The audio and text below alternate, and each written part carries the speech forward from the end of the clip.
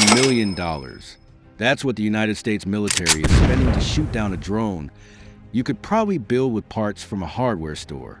Right now, the two most formidable military superpowers in human history, nations that spend trillions on defense and possess the most advanced technology known to man, are bleeding.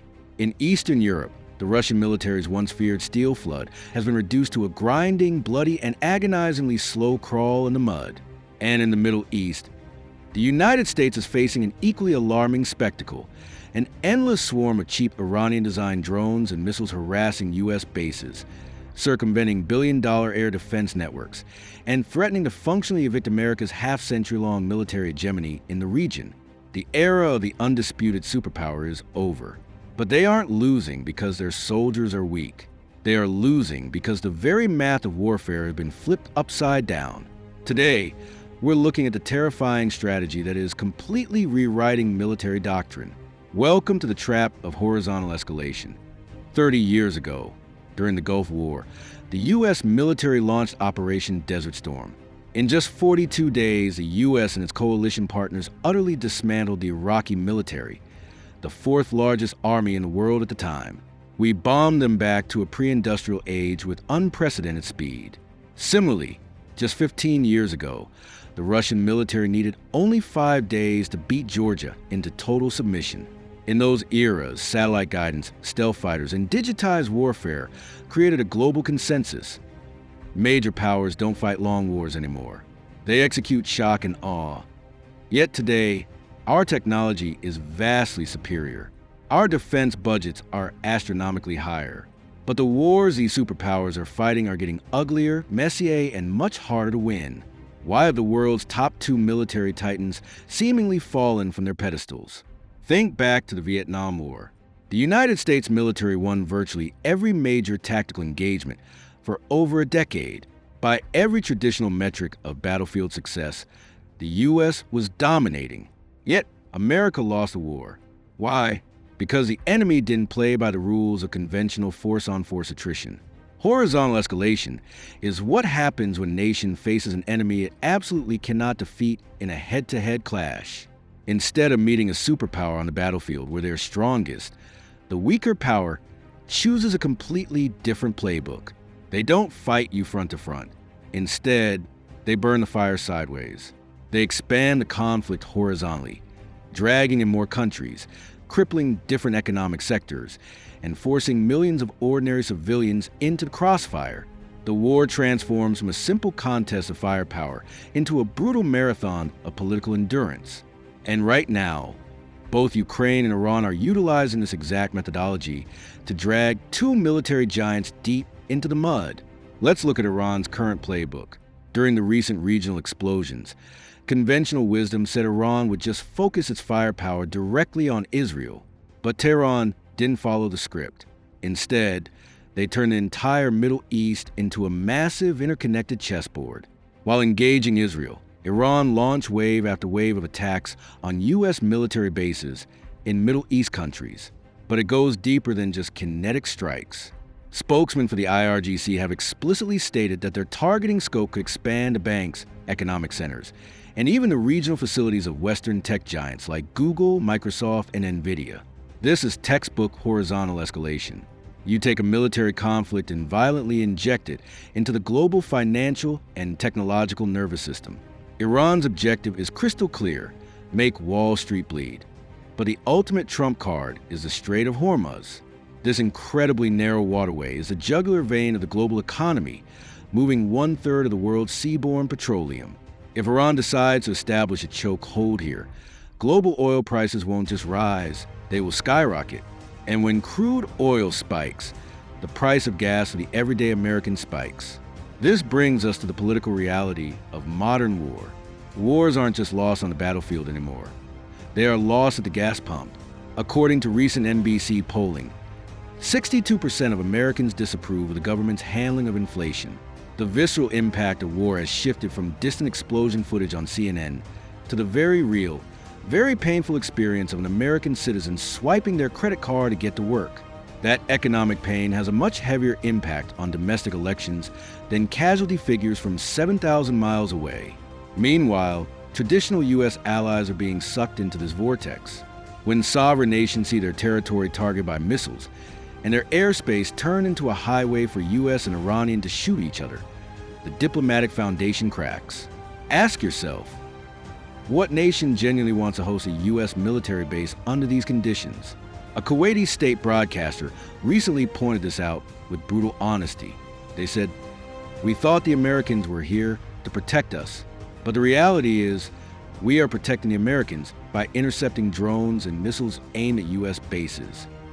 This is the terrifying brilliance of horizontal escalation. The goal isn't to defeat a superpower in a pitched battle. It's to make everything around that superpower completely uncontrollable, shake their allies, infuriate their civilians, bleed their economy.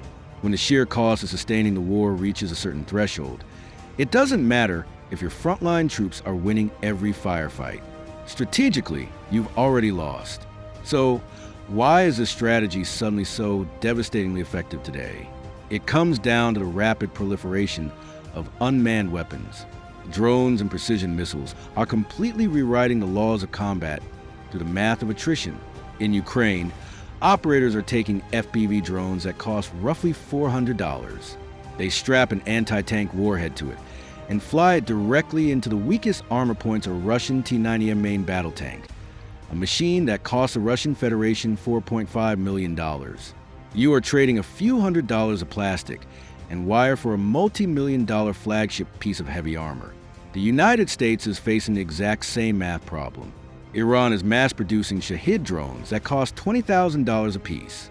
When they are launched at U.S. assets, the military intercepts them using systems like the Patriot missile battery. A single Patriot interceptor costs the U.S. taxpayer between $2 million and $4 million. Let that sink in. You are firing a $4 million highly engineered kinetic interceptor to swat down a $20,000 flying lawnmower. This massive asymmetry turns the logic of war upside down. It doesn't matter how incredibly advanced a superpower's weapons are. You cannot mathematically sustain a war of attrition against an adversary throwing swarms of cheap, expendable drones at you. You don't defeat the superpower. You bankrupt their magazine depth. What makes this truly lethal to the old world order is how astonishingly low the technological barrier to entry has become. You no longer need a massive military-industrial complex like Lockheed Martin to build a strike asset. Any group of tech-savvy kids with a 3D printer and basic coding skills can batch-produce weapons that pose a legitimate threat to a professional standing army.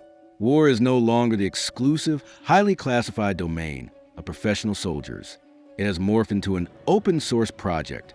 In a basement in Kiev right now, 3 volunteers crammed around a desk with soldering irons can assemble 100 strike drones a month, and they are using them to strike shipping lanes in the Black Sea and massive oil refineries deep within the Russian heartland. If cheap drones use cost asymmetry to turn wars into unwinnable quagmires, precision missiles are doing something equally profound. They are causing the death of distance. Before the introduction of Western long-range fires, the Russian rear was safe. But once the Ukrainian military got US-made ATACMS and British Storm Shadow missiles, the geometry of the battlefield fundamentally changed. Ukraine could suddenly reach out and touch Russian naval ports in Crimea, shatter command hubs in Donetsk, and obliterate parked fighter jets deep inside sovereign Russian territory. Historically, these deep echelon targets were hidden behind the lines in the safe rear. Today, a single missile launch can instantly transform a quiet logistics depot into the bloodiest part of the front line. The traditional boundaries between the front line and the rear have been completely obliterated. Any coordinate on the map can become a battlefield in a matter of minutes. Drones and missiles might seem like different classes of weapons, but strategically, they point the compass in the exact same direction. They expand the boundaries of war infinitely, ensuring that absolutely no one, no civilian, no market, no allied nation can remain a bystander. Drones use overwhelming volume and bottom barrel costs to bleed your logistics and treasury. Missiles use long-range precision to bypass your armor and strike a dagger directly into your strategic soft spots. When you combine these two, war is no longer a localized duel between Army A and Army B. It is a contagion. It instantaneously metastasizes to infect an entire society. testing the economic endurance of the entire international order. The United States and Russia, two titans who have historically dictated the terms of global security, are now thrashing in the mud. And the reason this is so profoundly sobering isn't because the American or Russian soldier has gotten weaker. It's because their defense establishments have collided with a new paradigm of war that they can no longer unilaterally control. When the financial and political cost of waging a war becomes this astronomically high, and clean victories become practically impossible, we have asked a difficult question. Will the sheer unbearable cost of modern conflict make wars less frequent? Or are we simply entering a dark new era where wars never truly end, but just burn forever as low-intensity, high-attrition meat grinders? I want to hear from you. Are the days of the superpower military truly over? Or is this just a painful adaptation phase for the US and Russia? Let me know your analysis down in the comments below.